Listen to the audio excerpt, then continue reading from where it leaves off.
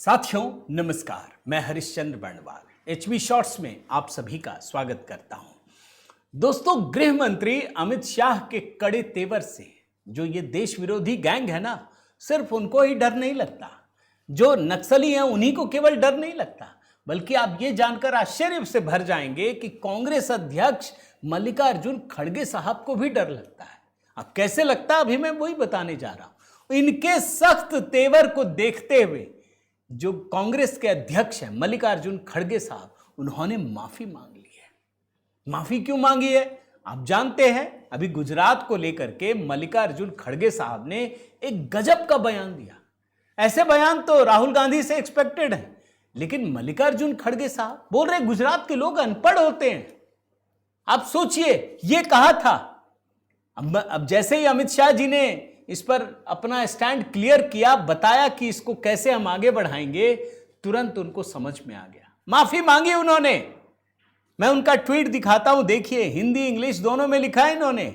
मैं हिंदी वाला हिस्सा पढ़ता हूं, देखिए क्या लिखा है। हाल ही में केरल में दिए गए मेरे एक चुनावी भाषण की कुछ टिप्पणियों को जानबूझकर गलत तरीके से पेश किया जा रहा है।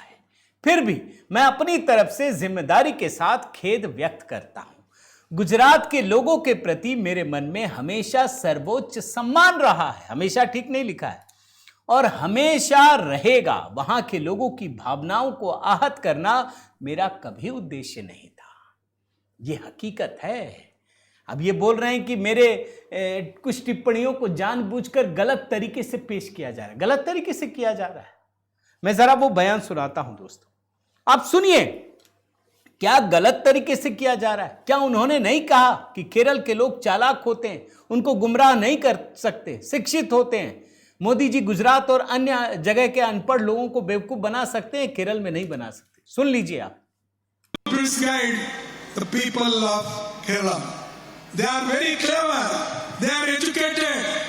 Modi ji, Vijay, you both can fool people who are illiterate in Gujarat or in other place, but you can't fool Kerala people. देख रहे हैं ना दोस्तों, क्या लग रहा है? क्या कुछ घुमा के बताया गया? अरे साफ कह रहे हैं, वो वही कह रहे हैं जो लोगों ने समझा, जो भारतीय जनता पार्टी बता रही है। ये कांग्रेस की आदत है, हमेशा याद रखिएगा। वो महाराष्ट्र जाएंगे तो गुजरात पे भड़काएंगे, गुजरात जाएंगे तो किसी और के ऊपर भड़काएंगे, फिर कर्नाटक से किसी दूसरे राज्य में भड़काएंगे, तमिलनाडु जाएंगे तो कहीं और भड़काएंगे। ये आदत है। कभी नॉर्थ इंडिया से साउथ इंडिया को भड़काएंगे, कभी कुछ करेंगे। ये आदत है इनकी। ये ऐसा नहीं कि अचानक से जुबान से निकल गई चीजें हों। लेकिन अमित शाह जी ने इस बात को पकड़ लिया। उन्होंने कहा, वो खुलकर कहा, ठीक है कोई बात नहीं, बल्कि ये मांग उठने लगी कि गुजरात के हर चौक चौराहों पर ये पोस्टर बनाकर टांग दीजिए कि मल्लिकार्जुन खड़गे ने कहा है कि गुजरात के लोग अनपढ़ होते हैं। टांग दीजिए। पता होना चाहिए कि कांग्रेसी अगर यहां आते हैं तो उनके साथ ये सवाल पूछा जाएगा कि क्या हम अनपढ़ हैं? आप अनपढ़ों से मांगने के लिए आए। अमित शाह जी ने इस मुद्दे को उठाया।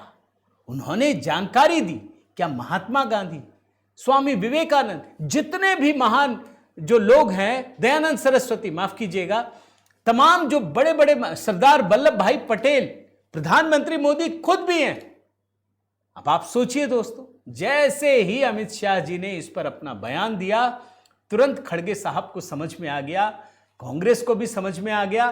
फिर इन्होंने तुरंत जाकर माफी मांग ली।